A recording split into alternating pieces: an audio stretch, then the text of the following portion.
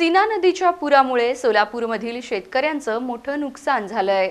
मनसेने बँकांना इशारा देत पूरग्रस्त शेतकऱ्यांना हप्ता वसुलीसाठी त्रास देऊ नये असा आवर्जून इशारा बँकांना दिलाय। सोलापूर जिल्ह्यातील सीना नदीच्या पुरामुळे शेतकऱ्यांचे प्रचंड नुकसान झाले आहे। मनसे सरचिटणीस मनोज चव्हाण यांनी शिवणी गावात बाधित शेतकऱ्यांना खते, बियाणे आणि शेती औषधांचे वाटप केले।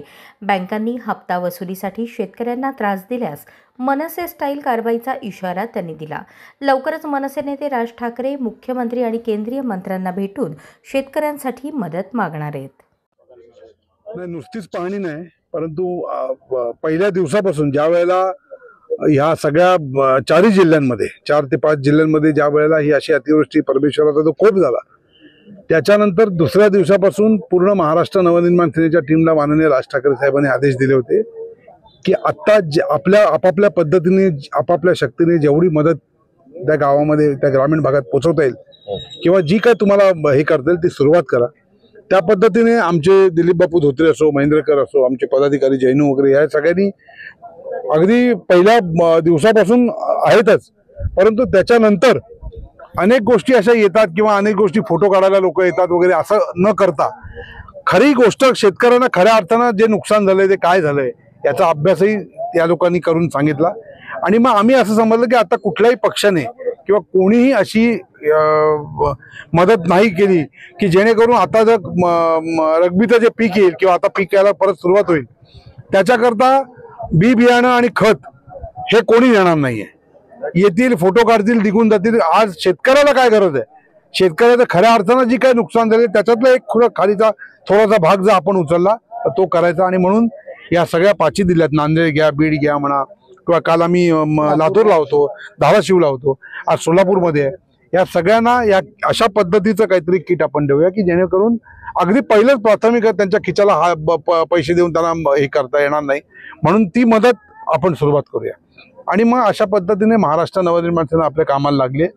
आम्हाला कुठल्याही प्रकारचं मतदान किंवा हा वगैरे विषय नाही, माणुसकीच्या दृष्टीने कुठलाही पक्ष असो काही असो सरसकट सगळी मदत गेली पाहिजे अशा पद्धतीच्या धारणा आम्ही सगळ्यांनी मनामध्ये हे केली आणि आम्ही सुरुवात केली आमच्या कामाला। पण मगाशी बोलताना असं म्हणालात की राज ठाकरे आणि मुख्यमंत्री देवेंद्र फडणवीसची भेट होणार आहे, काय सांगाल? हा दौरा आता झाला आमच्या इथे सोलापूरला संपलाय, तर आमची काही नेते मंडळी आणि आम्ही हे जे काय झालेलं चित्र आहे हे उद्या 11:30 वाजता माननीय राज ठाकरे साहेबांकडे आम्ही मांडणार आहोत।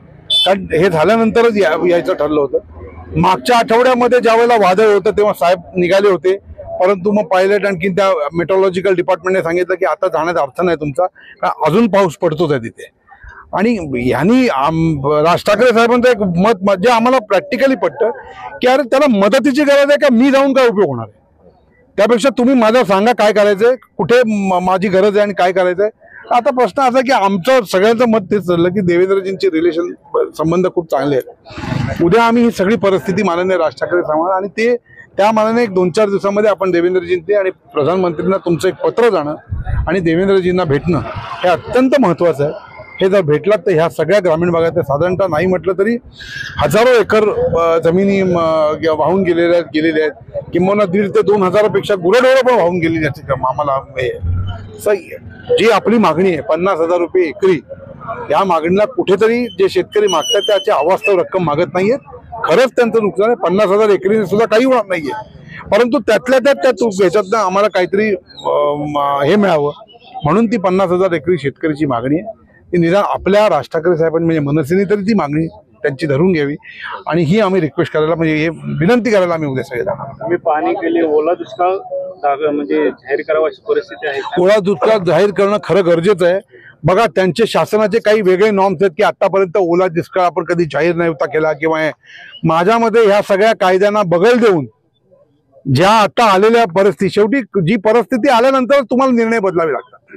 मला वाटतं ह्या परिस्थिती गेल्या 2 वर्षामध्ये यायला सुरुवात झालेली आहे आणि म्हणून ओला दुष्काळ हा एक कायदा तुम्ही बदलावा आणि ओला दुष्काळ खरंच जिथे आहे तिथे त्या ओला दुष्काळाचे जे काही नियम आहेत त्या अटी शर्ती बदलून असं जाहीर केलं तर निश्चितपणे ओला दुष्काळ जाहीर केल्यानंतर ती शेतकऱ्याला मदत खूप चांगली जाते। त्याही पलीकडे इन्शुरन्सच्या बाबतीमध्ये जे आम्हाला कळलेलं आहे त्या इन्शुरन्सच्या ह्याच्यामध्ये तो इन्शुरन्सचा देखील जो काय कायदा आहे तो देखील इन्शुरन्सची कमिशन, आता आमची मनसेची काही युनियन देखील आहे, कामगारांची युनियन, तर या माध्यमातून इन्शुरन्सच्या चेअरमॅनना भेटून या शेतकऱ्यांच्या बाबतीमध्ये शेत विमा जो हे आहे 100% सगळ्यांना दिला जात नाही, किंवा ह्या विम्याच्या बाबतीमध्ये एक वेगळा निर्णय, नवीन कायदा बदलावा आणि हा बदलून शेतकऱ्यांच्या फायद्याचा तो कायदा असेल तो करण्याकरता आम्ही दबाव आणू, एवढं मात्र नक्की.